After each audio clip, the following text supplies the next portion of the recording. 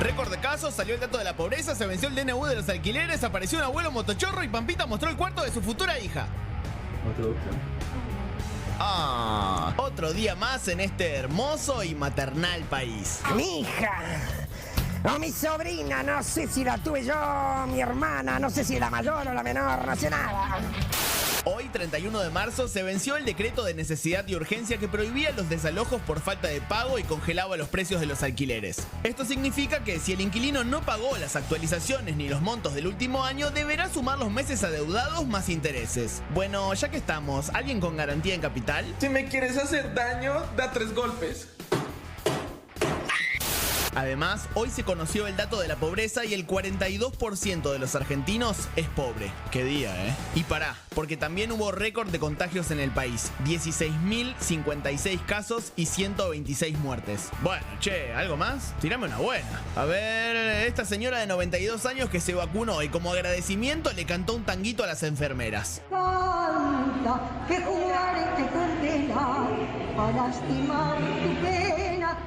¿Y? ¿Levantó? ¿Y si te digo que en Rusia aprobaron la primera vacuna para mascotas? ¿No? ¿Y si te digo que en Rosario rescataron a una gatita? ¿Tampoco? Y sí, es un día complicado. Por último, Guado de Pedro irá al Congreso la semana que viene para tratar de conseguir el consenso que necesita para suspender las PASO. Una manifestación estudiantil casi termina con la toma del Ministerio de Educación y parece que Pergolini se va de Boca. Bueno, eso no es una novedad en Mario. No, que se va de Boca, que renuncia a la vicepresidencia. Estoy acá para confirmar que sí, que presenté la renuncia indeclinable a la vicepresidencia primera del club. Día heavy en Argentina. Días para no perderse fuego, amigo.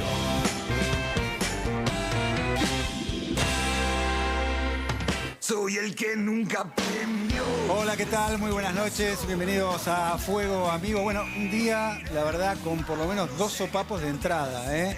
Índices de pobreza, los números nuevos del COVID. Y así estamos en esta Argentina donde se han incorporado en los últimos 3 años, de 2018 hasta esta parte, 8 millones de nuevos pobres, ¿eh? Así estamos arrancando en esta Argentina de hoy. ¿Cómo estás, Cata? ¿Cómo estás, Diego? Bueno, a ver, son muchas cosas las que vamos a hablar, pero sin duda el número de pobreza es el país que duele. Nos vamos a meter de lleno en ese tema. ¿Cómo estás, Pablo?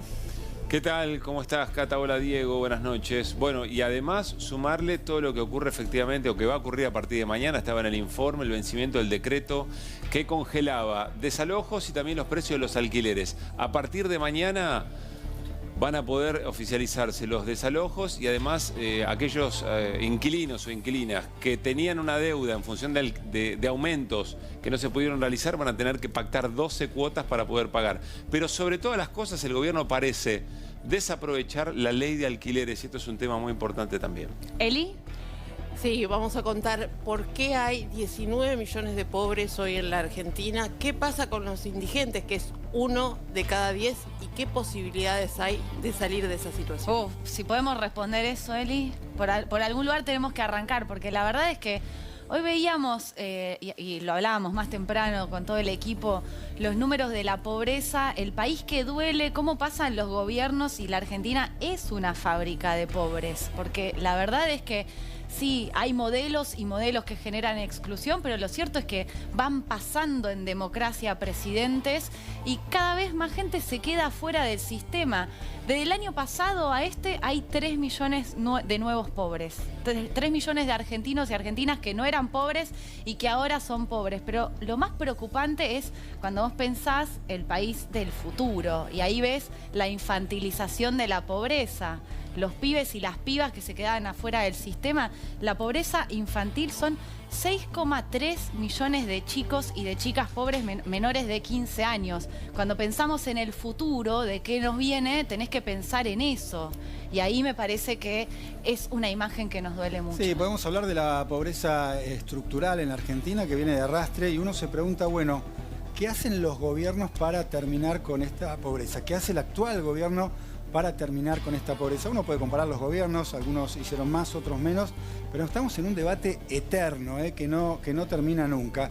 Y podemos hablar, Cata, si querés, de las 2 Argentinas, ¿no? Hay 2 Argentinas, hay muchas Argentinas, porque lo que se ve en la pirámide social es que los ricos son cada vez más ricos, pero son menos. y cada vez la gente es más pobre y nos vamos cayendo todos y va disminuyendo también la clase media. Pero en este país donde hay cada vez más pobres, cada vez más gente sin laburo, afuera del sistema, cada vez más pibes y pibas que no sabemos qué futuro van a tener porque no morfan, no tienen agua, no tienen cloacas. Además de eso tenés otro país que se va de vacaciones. Sí, en medio de lo que es el incremento de la curva de contagios, con las advertencias de todas las autoridades sanitarias, tenemos un país que estamos viendo en imágenes, que es el país que se toma vacaciones. Uno escuchaba en la radio camioneros que iban por la ruta diciendo colapsadas las rutas, mucha gente que se fue a la costa, están las advertencias de los contagios, el incremento, ya no solo en la región, te digo en el mundo.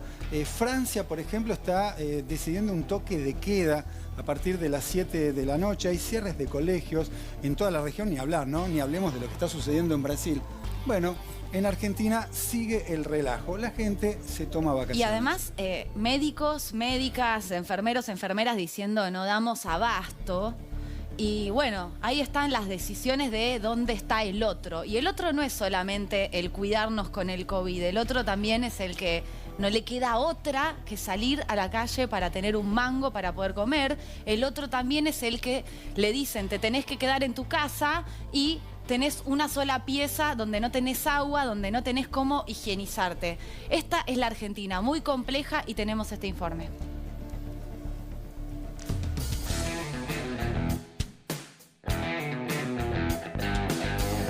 Durante el 2020, el gobierno tomó una serie de decisiones económicas a la medida del desastre que produjo la pandemia. Con la segunda ola golpeando la puerta, el GPS económico del gobierno dice recalculando. Los movimientos sociales se reunieron ayer con el presidente y le acercaron un mapa de situación de lo que pasa en los barrios. No hace falta aclarar el panorama que le dieron, ¿no? Hoy el INDEC dio un dato doloroso. En Argentina, el 42% de la gente es pobre. Alertados, desde el gobierno plantean tomar ciertas medidas para intentar frenar la sangría en los bolsillos. Con la idea de no frizar el consumo, que es el motor en el que se ancla el plan económico de Guzmán, sigue el plan Ahora 12, hasta el 31 de julio, pero sin 3 meses de gracia. Otro guiño al consumo es el nuevo régimen de ganancias, que seguramente sea ley la semana que viene. ¿Cómo ayuda esto al consumo? Es un beneficio para la clase media acomodada que, teniendo más plata en el bolsillo, sale a gastar. Para frenar la tiqueteadora de los supermercados, se extienden los precios máximos al menos hasta el 31 de mayo. Los 7 millones de jubilados y pensionados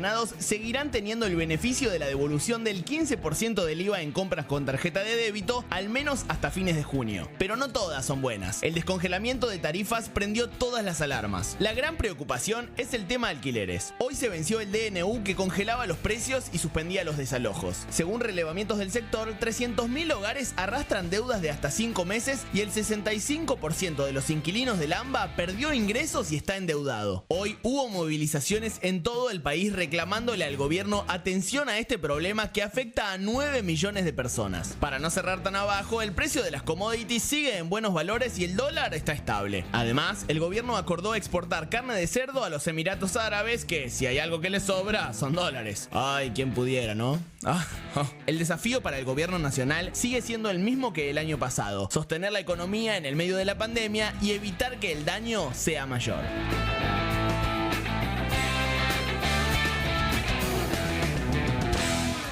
Bien, y le agradecemos a Eduardo Beligoni, dirigente del Polo Obrero, que fue protagonista por lo que fue una movilización hoy frente al Ministerio de Educación de la Nación. Pero vamos a arrancar, gracias por venir. Vamos a arrancar preguntando sobre estos números de pobreza. ¿Qué reflexión tenemos al respecto? Y es una situación gravísima que lamentablemente viene de arrastre. No es este gobierno, no es el anterior, es el anterior, el anterior, el anterior y el anterior. Es decir, la pobreza sigue creciendo indefinidamente. ¿Qué ves en los barrios? Porque es como que hablamos de números, pero hay personas de carne, claro, y hueso. ¿Qué estás viendo en los barrios? ¿Falta comida? Falta comida, falta trabajo. Es decir, la gente cuando encuentra trabajo, encuentra también una forma de pelearle a la vida. Pero la pobreza en este caso no involucra solo a los desocupados, que son los que buscan trabajo todo el tiempo y que vimos que también en los índices de los últimos días es muy alta la cantidad de gente que busca trabajo. Inclusive hay gente que trabaja y busca trabajo. ¿Por qué ocurre esto? ¿Y por qué la pobreza incluye a los asalariados? Por los bajísimos salarios. Y el problema de los bajos salarios Es el gran tema de los bajos salarios y la desocupación. Son los grandes temas de la marcha de la economía. Si una economía tiene salarios tan deprimidos, no puede levantar nunca. Una economía que basa su desarrollo en el consumo interno, no en lo que exporta. Por supuesto que hay que exportar, pero quiero decir, si los salarios están tan deprimidos, no hay posibilidades de un desarrollo económico. Hoy decía el ministro de Desarrollo, Daniel Arroyo, que el problema eran los alimentos ahora. Bueno, por supuesto, hay muchísimos problemas con los alimentos. Y los alimentos de los comedores populares ni le cuento. Pero el precio de los alimentos es impresionante. Y tienen que ver con una economía agroexportadora. Digamos, ¿a qué se dedica la Argentina? Exportar alimentos casi arrancados de la planta y enviados en cámaras congeladas. Digamos, bueno, así no se puede desarrollar. Si somos nuevamente o nunca dejamos de ser agroexportadores, bueno, no tiene salida el problema. Y además estamos frente a un ajuste. Lo más grave de todo es que además de estar en este estado de pobreza, el ajuste que se está produciendo va a hacer retroceder aún más el país, la economía y va a aumentar la pobreza. Es casi inevitable, porque si uno ajusta, y ajustar quiere decir, por ejemplo, que los docentes van a cobrar una miseria como la que cobran, que los trabajadores vitivinícolas... O los médicos también. O los médicos, o los hospitales, pero inclusive los de la producción, los privados, porque aquí dicen, dejemos a los del Estado, que son una carga. Los productores en Mendoza, en San Juan y en Cafayate, Salta, los que trabajan con la uva están de paro, porque cobran 30.000 pesos por mes. El vino es un producto exportable. A las bodegas, a los pequeños productores, los grandes concentradores les pagan una miseria. Porque hay grandes monopolios de concentración de fruta y de verdura en la Argentina que se quedan con la parte del león. Es decir, hay un modelo que es agroexportador y deprime el salario para tener una importante exportación. Bien, pero a ver, frente a esta situación tan crítica que estás describiendo, ustedes vienen con presencia en la calle desde el año pasado. No, en realidad hace muchos años. Bueno, desde hace muchos años, pero lo que quiero decir es, incluso en pandemia, por la situación crítica que estás describiendo y que se ve en la calle también. ¿Van a seguir con un plan de acción, de piquetes? ¿Cómo sigue? Porque ustedes hicieron una asamblea piquetera hace poco, donde definieron un poco como un plan de lucha para reclamar por todo esto. Hay un escenario complejo. ¿Van a estar en la calle? Hay un escenario complejo en la Argentina como para decir, por supuesto que la idea es que si no hay respuesta, la movilización popular, el piquete, la organización, es lo que la gente habitualmente echa a mano, porque no hay respuestas por las vías. Es lo que pasó hoy en el Ministerio de Educación. Fuimos varias veces, no quería recibirnos un petitorio. El ministro Trota, lamentablemente, hoy lo escuché mentir por televisión. Está mal que un ministro de Educación mienta. ¿Por qué decís eso? Porque dijo que él tenía un espíritu dialoguista y que nos había recibido. Nunca nos recibió. ¿Pero qué pasó? Bueno, ahora si quieren veamos, pero no me quiero escapar de la pregunta, porque en este cuadro tan difícil de pandemia es necesario movilizarse. Mire, en los barrios la circulación, no solo del virus, sino de la gente es masiva, porque la gente sale todos los días a los comedores populares, sale a buscar cartones, a buscar trabajo, a buscar una changa, a la feria a ver si consigue un precio más barato. El movimiento en los barrios es total, no hay nadie que esté haciendo ningún tipo de preservación, porque no pueden.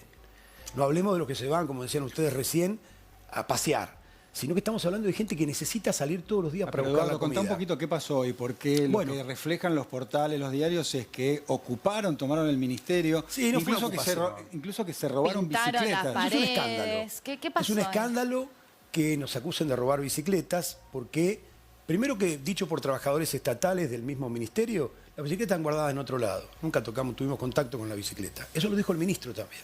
Me llama la atención que el ministro haya dicho en 2 oportunidades, refiriéndose a nosotros, 2 mentiras. Una que nos había recibido y la otra que nos robamos bicicletas. Bueno, imagínense, la gente va en movilización, las pueden ver por las cámaras. Digamos, inmediatamente les pedimos, cuando nos dijeron eso, estábamos todavía allí. Le dijimos, por favor, muéstrenos las filmaciones, queremos ver quién las robó. Y más allá de las bicicletas, ¿por qué se metieron en el ministerio? No, lo que ocurrió fue lo siguiente. Ahí los chicos estaban muy enojados y estábamos pidiendo una reunión. Había un policía que estaba tramitando una reunión hacía 4 horas. ¿Qué es lo que están pidiendo ahí? Y se abrió la puerta, digamos, empezaron a empujar la puerta, se abrió y entraron una cantidad. Una vez que entraron una cantidad, le dijimos a los funcionarios, esperen que lo sacamos, y salieron ordenadamente, no hubo necesidad de ninguna represión, aunque había policía y todo. Salieron y algunos en el movimiento ese pintaron alguna pared, bueno, cosas que muchas veces son desbordes de una movilización, pero que el fondo del problema es que el ministerio no recibió un reclamo elemental. ¿Y cuál es el reclamo? Es un reclamo que hasta indigna tener que explicarlo. Es Internet. Claro. Internet es hoy la lapicera para un pibe. Bueno, los chicos de La Poderosa lo han reclamado mucho. Decían, Es decir, si no hay piden usted- clases virtuales y no tenemos datos. Pero miren, hay un profesor Ustedes que... quieren tener wifi en los barrios Claro, populares. eso es elemental. Y sí. Porque los papás le dan el celular a un hijo los fines de semana para que haga la tarea. Y son 3 chicos.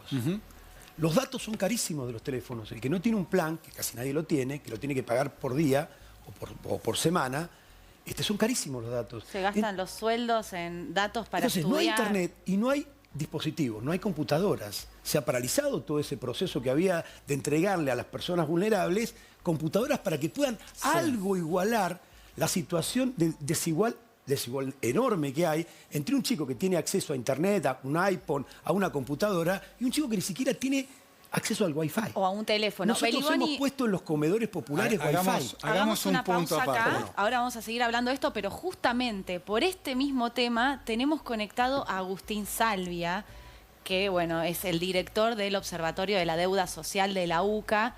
Trabaja hace muchísimos años justamente tratando y estudiando estos temas. Agustín, buenas noches, bienvenido a Fuego Amigo. No sé si estabas escuchando lo que estaba contando Beliboni, pero queremos una reflexión tuya después del número de pobreza que dio a difundir hoy el INDEC. ¿Qué tal? Buenas noches, Cata, amigos. Muy buenas noches. Bueno, gracias por el llamado. Mirá, en principio, el dato hay que también tenerlo, hay que mirarlo con cuidado, porque el dato del 42% de pobreza monetaria representa el promedio de 2 trimestres dentro del segundo semestre del año pasado. Un tercer trimestre en donde comenzó el proceso de flexibilización de la pandemia, pero al mismo tiempo se inyectó una fuerte cantidad de programas sociales vinculados a no solo ya los que existían, sino al IFE, el ingreso familiar de emergencia, o ayudas para que no ocurrieran procesos de despido en las pequeñas y medianas empresas, como el ATP. Con aguinaldo incluso llegó a un 39%. Pero el cuarto trimestre, un cuarto trimestre donde ya no existieron las asistencias ni las ayudas económicas, y esto a pesar de que se reactivara relativamente el sector de la construcción, de la industria, y se recuperara parte de los empleos perdidos, parte, no completamente, se aceleró la inflación y la pobreza habría alcanzado el 45%. Así cerramos el año 2020.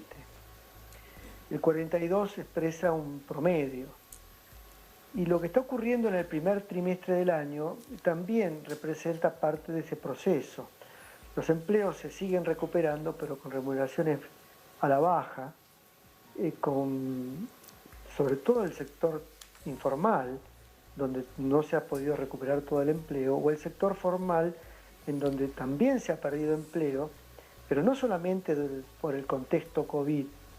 Vi la placa que ustedes han puesto, y diríamos que ya a esta altura el problema no es solamente el contexto COVID, porque ya estaríamos en una situación relativamente, en términos técnicos, similares a la que podíamos tener en el momento previo, y si el gobierno anterior cerró con 38% de pobreza en el último trimestre, estamos en este momento alrededor de 44-45% de niveles de pobreza, ya sin el COVID atravesándonos, claro, más allá de que el COVID nos atraviese entre los pocos próximos meses. Ahora, Salvia, el gobierno ha puesto, por supuesto, el foco de las responsabilidades en lo que fue todo el año de pandemia. Me queda claro por la explicación que está dando que esto excede a la pandemia, a la situación que estamos atravesando, hay una pobreza estructural y se suman muchos motivos.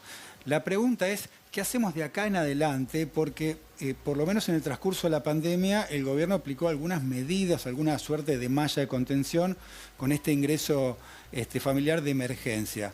De ahora en adelante, ¿qué va a pasar? A ver, las ayudas sociales funcionaron como un sistema de alivio a un problema de empobrecimiento. Vienen funcionando así en la Argentina de las últimas 2 décadas del siglo XXI. El alivio se logra a través de programas sociales, pero no a través de la creación de empleo. El desafío que enfrenta este o cualquier gobierno de cualquier signo político es justamente cómo lograr que se generen empleos en el sector productivo, así como también en la economía social, motorizando la pequeña y mediana empresa, no solo vinculándose a los sectores exportadores, sino fundamentalmente al mercado interno.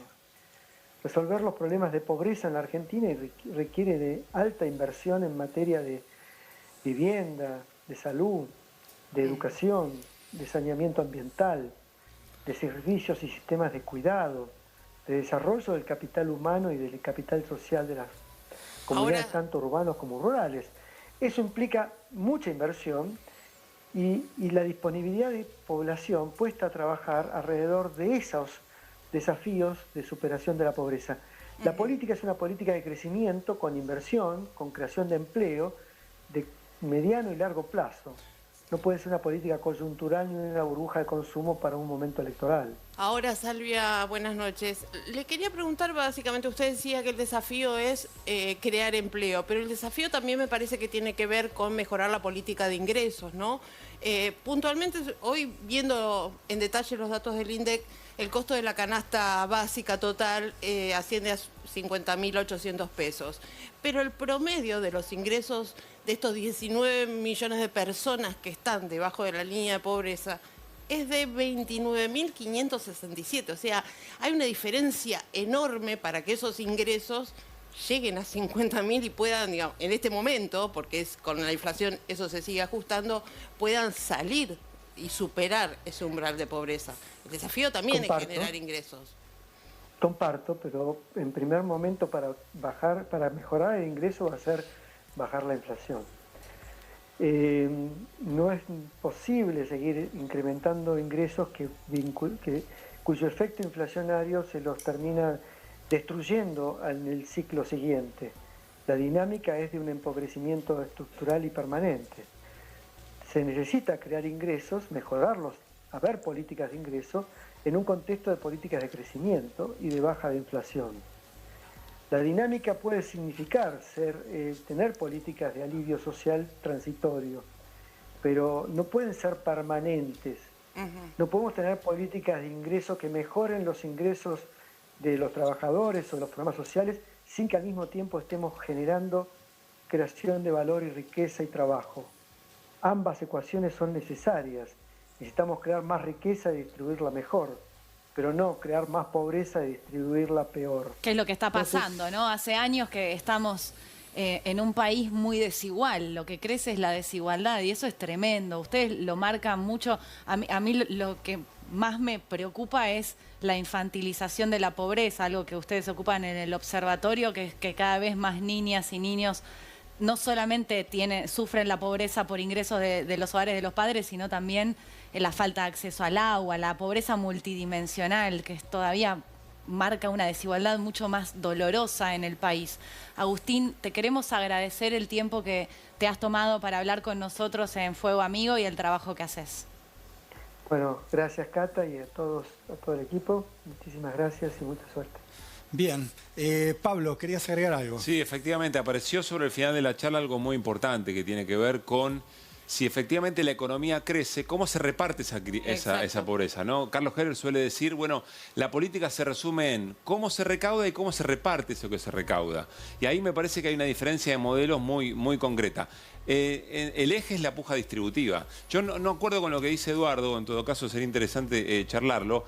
No es que es el gobierno anterior y el anterior y el anterior, porque si no da la sensación que todos los gobiernos son los mismos y los modelos no son los mismos. Pero es una fábrica de la pobreza. No, pero entonces la política no es la solución. A mí me parece. Si me dejan cerrar la idea, cierro la idea. Solo esto, tío. Sí. Me parece que él no piensa que todos los gobiernos son lo mismo. Pero después se lo preguntamos. Pero Eduardo dijo el anterior. Lo que quiero decir es, esto no es un modelo agroexportador, esto es un modelo claro. Si el gobierno lo logra o no, esa es una buena discusión. Pero está claro que la iniciativa de este gobierno es la creación de mercado interno que efectivamente active la demanda. Ahora, el problema es, pidiéndole permiso a las grandes élites económicas para sacarle margen de ganancia, no parece que vaya a ser la solución para este 42% Bueno, de los acuerdos de precios voluntarios que se plantean Sí, tampoco son una solución para frenar la inflación. No está funcionando, pero déjame preguntarle, ya que planteaste el tema, ¿todos los gobiernos son los mismos? No, por supuesto que no, pero hay una línea que sí es casi idéntica. ¿Cuántos acuerdos con el FMI tuvimos? Ustedes son periodistas muy informados. Tuvimos muchos, ¿no? Sí. Pero no todos fueron iguales. ¿Alguno dio un buen resultado? ¿Alguno terminó con otro resultado que no fuera la pobreza La verdad que no. y el endeudamiento? Estamos cada vez Digo, peor. resultados. Pero Eduardo, lo primero que hay que para preguntarse... citar a Einstein, si haces lo mismo, vas a tener el mismo resultado. Eduardo, lo primero que hay que preguntarse es qué gobiernos fueron al Fondo Monetario Internacional y en definitiva hay que ver qué marco tiene este gobierno. La verdad que conceptualmente, lo que por ahora, hasta ahora logró el gobierno en términos conceptuales, después hay que ver los papeles, en eso estoy de acuerdo, es que se reconozca, por ejemplo, que la inflación es multidimensional y no es cualquier cosa. Bárbaro. No, pero no es cualquier cosa. No, Eduardo, déjame cerrar estoy... esto.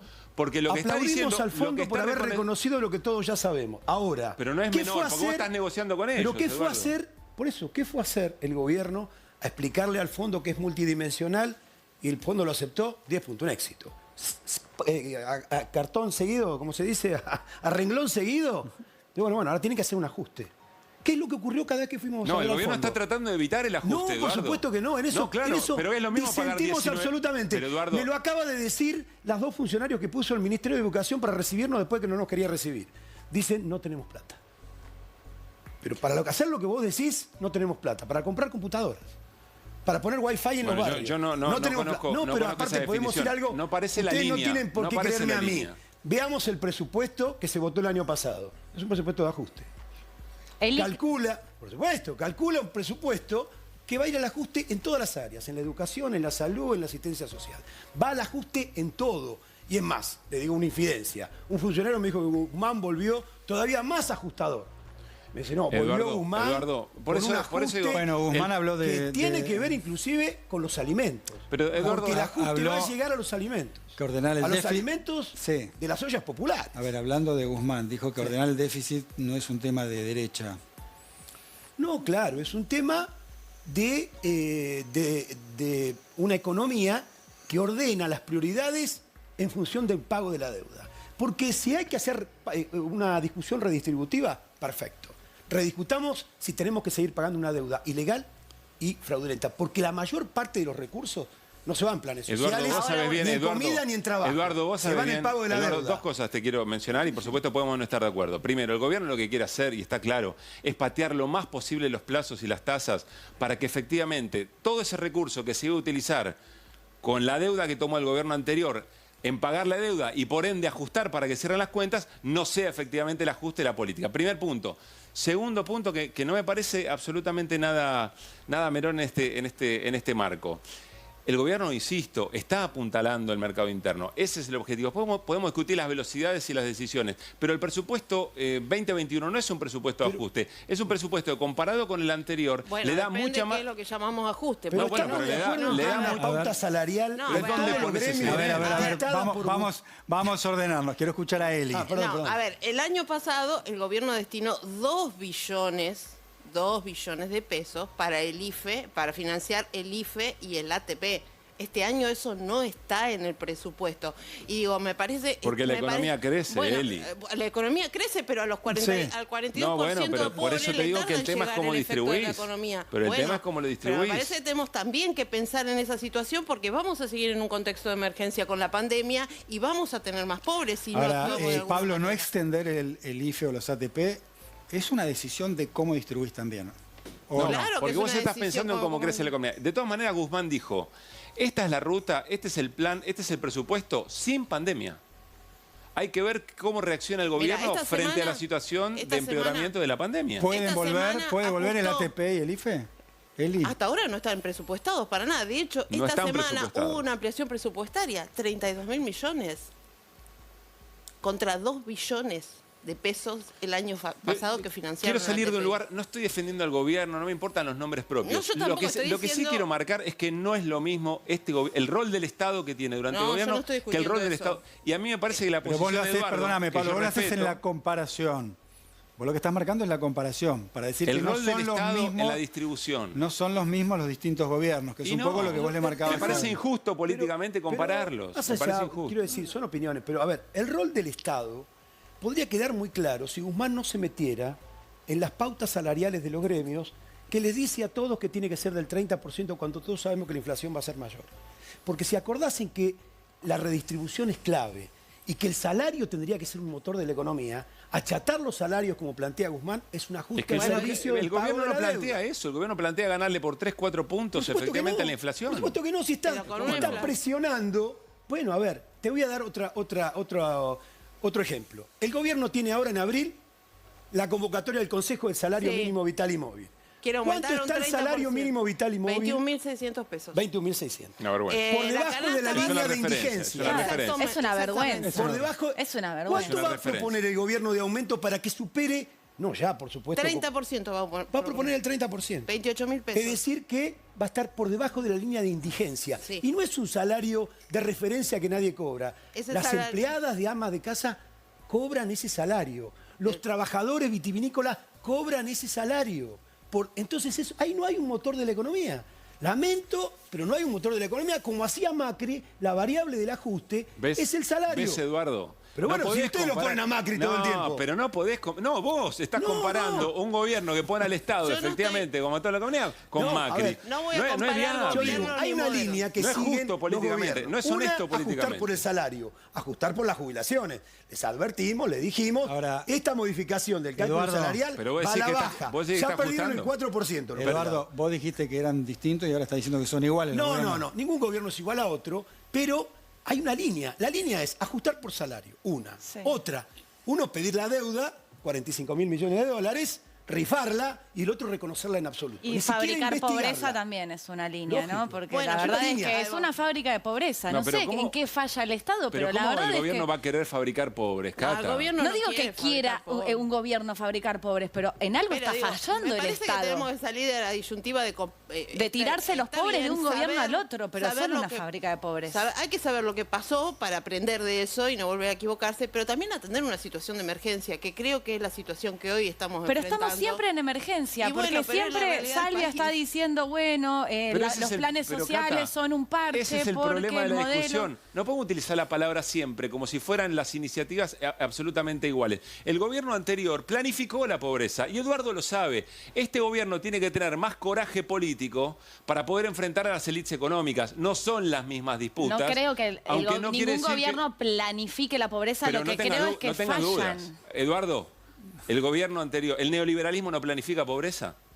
Por supuesto, pero, Bueno, pero no solo no el, es lo mismo. pero no solo el neoliberalismo. Déjame Claro, hacerle. Déjame el hacerle- peronismo también. Pablo, Planifica no, Pablo, bueno, Pablo, bueno. este gobierno está teniendo el coraje para enfrentar esa situación. Pero vos te das cuenta que es otra discusión distinta. El gobierno no, anterior... pero te lo pregunto sinceramente. Yo te creo lo que hasta pregunto. ahora las mesas de salario y precios, hasta ahora el gobierno tiene que, por lo menos hasta ahora, tiene que reconocer que el 42% de la población que es pobre no puede esperar a que la COPAL decida, che, la verdad que Pero, estamos perdón, llevando en un margen de ganancia demasiado Estamos de grande". acuerdo que en la política de precios falta todavía. Digo, les hacen mucho. firmar Sí, a los gremios por el supuesto. 30 o el 32% con un supuesto compromiso de inflación del 29% Que no va a ser. a cambio de acuerdos de precios que ningún además, empresario firma. Para que veas mi honestidad intelectual, Eduardo, un 32% a fin de año no es un 32% que le gana al 29% si se cumple, porque vos no tenés el 32% ahora, lo vas teniendo escalonadamente. Te doy la razón en eso, tenés razón. Ahí es necesario que el resto de las dirigencias se pongan a la lupa. Lo que a mí me pone mal es que tengamos un discurso negador de la política que no diferencie lo que es el rol del Estado en un No, no es mi en un caso, no es mi promedio. caso. Pero mira, a mí me toca hablar con funcionarios que cada vez que me siento me dicen el gobierno, pero todos, ¿eh? El gobierno anterior. El gobierno, Claro. el anterior, el gobierno anterior era un desastre. Bueno, puede ser, pero... el Pero no es un resultado- puede ser, no es, Bueno, es una diferencia Bueno, importante. chicos, Eduardo. no vamos a llegar Pero a quiero una... decir, no es que no coincida con vos en que el gobierno de Macri fue un desastre. Beliboni. Y no solo coincido, sino que luchamos también contra ese gobierno. Damos fe de que luchan con todos los gobiernos, no como hicieron además. otros, Damos fe de que eso. hoy tampoco luchan y con Macri tampoco. Cerremos con el dato ecuménico que Pablo le dio la razón en un momento, Eduardo. Cerremos ahí. ¿Y qué cerramos ahí? Y Eduardo en un momento a Pablo. Cerremos tiene ahí. honestidad moral también. No, y por supuesto que además, digamos, es una discusión sana donde todos estamos pensando cómo se puede salir de un país tan desigual, porque es desigual. Después a uno le puede gustar más un gobierno o el otro, pero la verdad es que ninguno ha resuelto el problema de la pobreza estructural, de que la economía crezca y de que crezca con inclusión, con todos adentro. Muchas gracias, Beliboni. No, al contrario. A ustedes. Bueno, vamos a un informe sobre las PASO y seguimos en este fuego amigo con todos ustedes.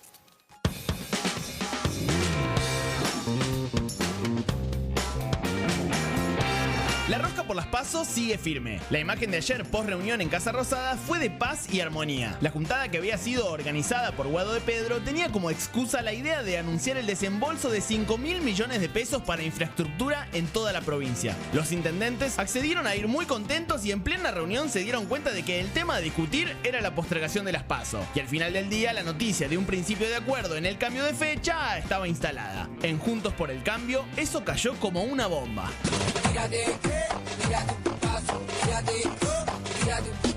Hoy el clima ya era otro. Los primeros que salieron a desmentir el acuerdo fueron Ritondo y Jorge Macri, partícipes de la foto del amor, y al ratito se subieron dos infaltables, Patricia Bullrich y Alfredo Cornejo. ¿Qué pasó en el medio? Al parecer los intendentes de Juntos por el Cambio sintieron cierto manoseo por parte del gobierno y por eso salieron a marcar la cancha desde sus redes sociales. Del lado del gobierno, quien levantó la voz fue Guado de Pedro, que a pesar de todo dejó en claro que la idea de la postergación sigue firme y armó otra juntadita para el martes en el Congreso. A pesar de los roces, lo que quedó claro hoy es que los que tienen responsabilidad de gestión entienden que definir las primarias en pleno invierno es una locura. Y aunque hoy agitaron el avispero desde las redes sociales, el martes van a estar todos en el Congreso para ver si efectivamente las PASO se hacen en septiembre y las legislativas en noviembre.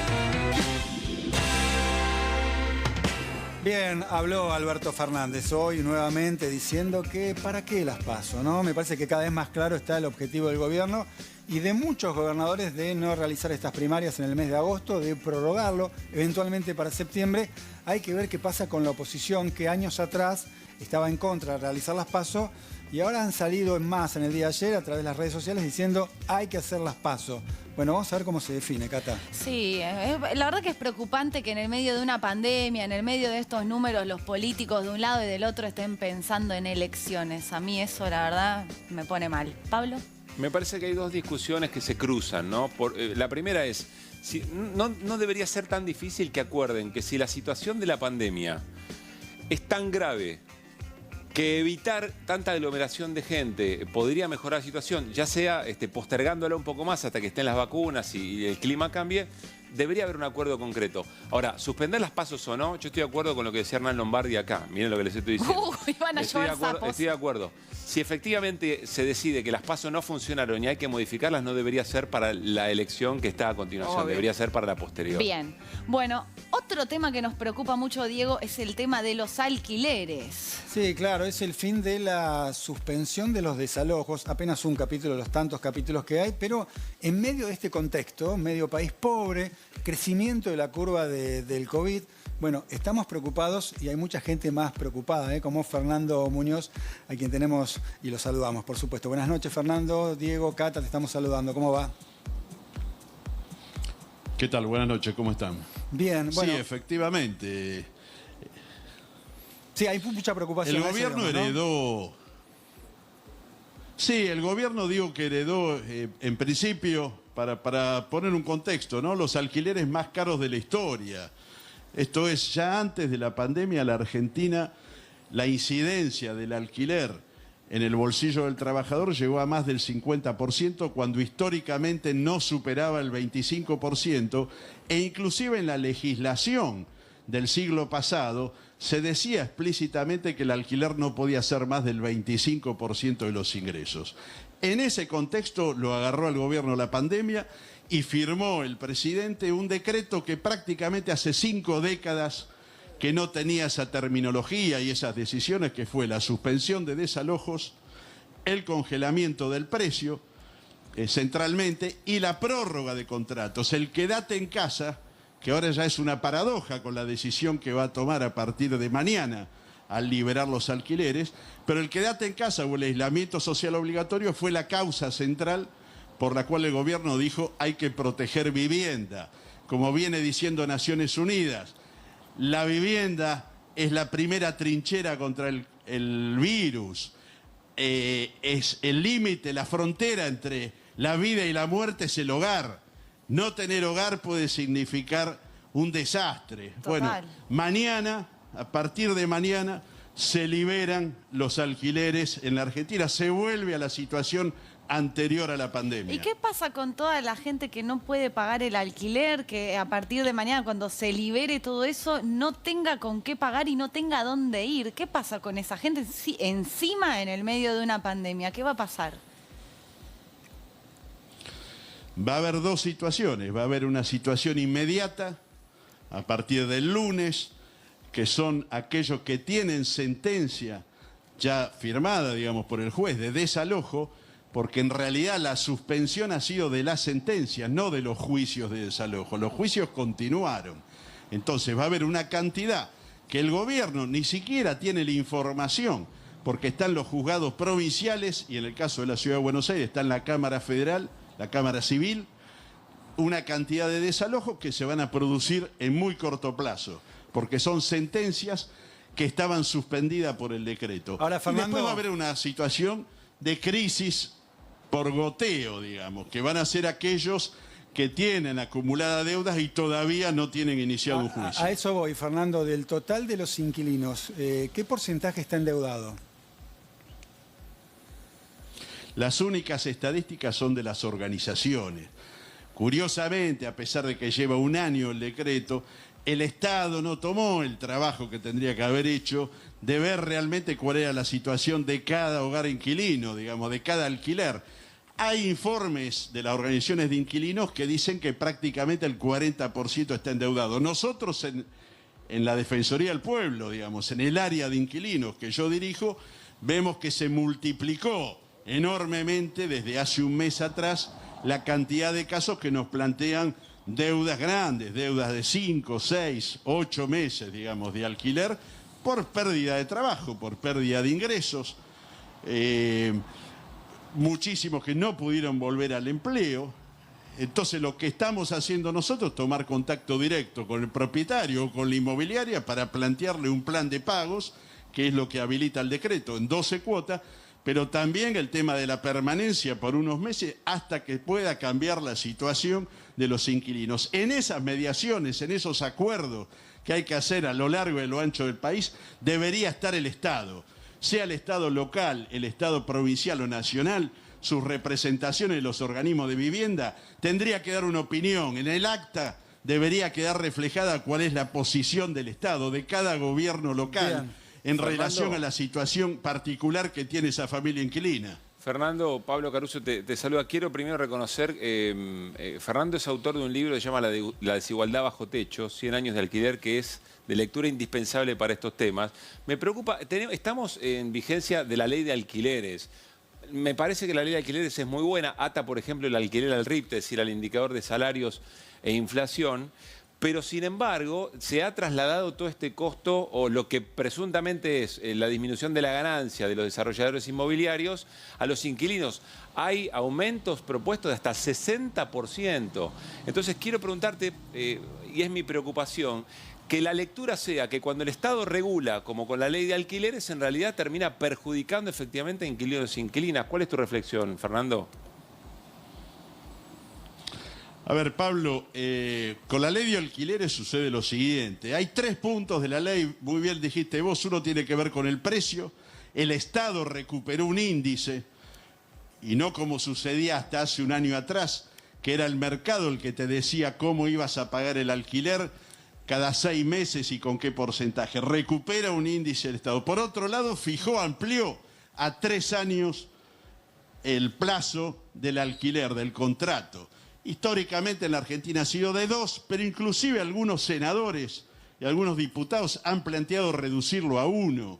En general, el que vive de rentas le conviene que el contrato sea corto para poder imponer un nuevo precio en corto plazo. Entonces, el plazo de 3 años también, digamos, hablando de generó desigualdad, reacciones del mercado. Y por último... Recién hablamos de la desigualdad. Y por último, el registro de contratos.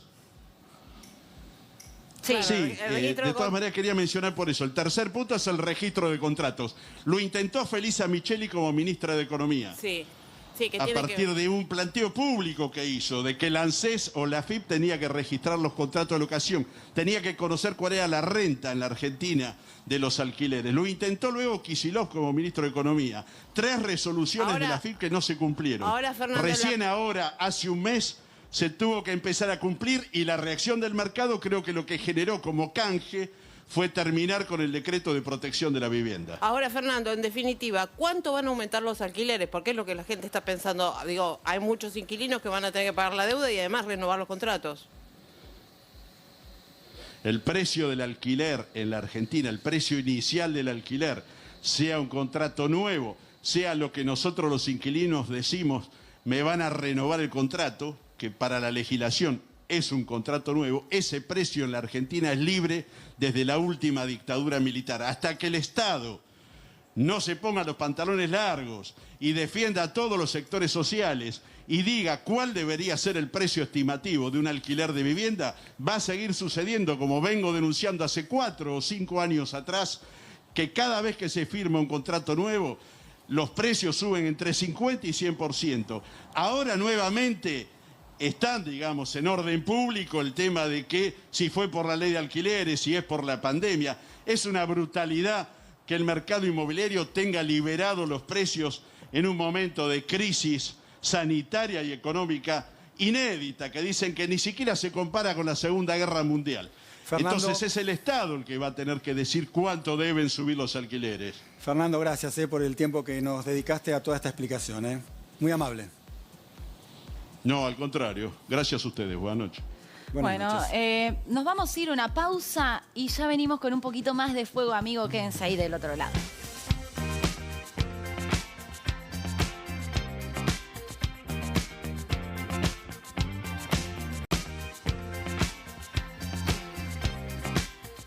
Bueno, ahí está, Esa es la otra Argentina. Hay muchas Argentinas. Hay Argentinas que duelen, que es la pobreza, que es la gente que no se cuida en el medio de una pandemia, porque básicamente no cuidarte es no cuidar al otro, ¿no? Sí, una Argentina que por lo menos está en contraste con lo que estamos viendo respecto al incremento de la curva de contagios de COVID, donde empezamos a ver esta posibilidad de, no digo quedarnos en casa como el año pasado, pero sí empezar a restringir nosotros mismos, ¿no? Con conciencia individual, más allá de lo que esté planificando el gobierno. Y digo esto en un día de muchos rumores, donde se decía que iba a haber un anuncio de restricciones el día viernes, pasado mañana, pero no va a ser así. No, por ahora el gobierno siente que en este contexto es difícil tomar medidas más restrictivas y apuntan mucho a la responsabilidad individual. Más allá de discutir si hacen bien, mal, quién está actuando bien o mal, me parece que es un momento de verdad, de empatía con el otro, porque hay personas que cuando le decís quédate en tu casa, de nuevo, se tienen que ir a una casa donde no tienen agua. Entonces, seamos empáticos con los médicos, con los trabajadores de la salud y con las personas que no les queda otra que salir. Hoy una médica decía que había gente todavía que se iba a poner la vacuna de la fiebre amarilla porque querían viajar a Brasil. En ese país también estamos, tenemos que convivir con muchas cosas. Una locura, ¿no? Y esto excede a la preocupación de las autoridades nacionales, las autoridades locales también. Se está hablando de un encuentro entre Alberto Fernández y Horacio Rodríguez Larreta precisamente para planificar el futuro en cuanto a medidas sanitarias. Y Larreta está diciendo también en la intimidad que su única preocupación es el coronavirus y la campaña de vacunación, más allá de las especulaciones propias de un año electoral respecto a lo que él piensa de cómo armar el listado, si va a estar Quirós, su ministro de Salud en las listas y demás, ¿no? Va a ser una foto, sin duda, si se vuelven a reunir efectivamente mañana Larreta y Alberto, que habían arrancado cerca y bueno, luego se separaron, ¿no, Pablo?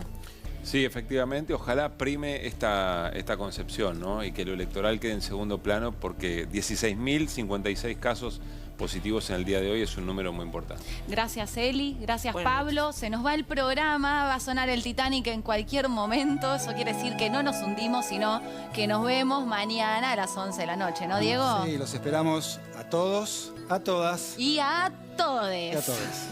Hasta mañana.